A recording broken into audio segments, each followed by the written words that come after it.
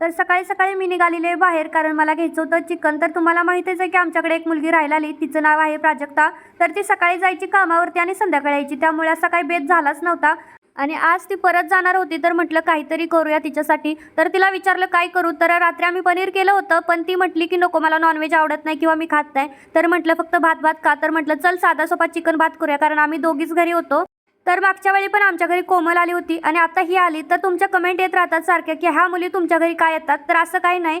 तर त्या इकडे जॉबसाठी आलेल्या आहेत, फ्रेशरच आहेत. आणि मग कंपनी तर मिळाली, पण आता राहायची सोय कुठे, तर त्यांना रूम मिळेपर्यंत आम्ही आमच्याकडे ठेवून घेतलं होतं, कारण की बाहेर असं कुठं ठेवणं, मुली आहेत, मुलीच्या जातीचं कसं असतं तुम्हाला माहितीच आहे, बाहेर सेफ नसतं, म्हणून आम्ही आमच्याकडे ठेवतो. आणि मग त्यांना रूम भेटली की त्या त्यांच्या रूमवरती जातात. तर आमची ओळख कशी, तर आमच्या कारभाऱ्यांच्या कंपनीतल्या मित्रांच्या बहिणी वगैरे असतात, त्या येतात, दुसरं कोणी येत नाही. तर आजचं नाव आहे सुरभी पवार. व्हिडिओ आवडला तर लाईक करा. Bye bye.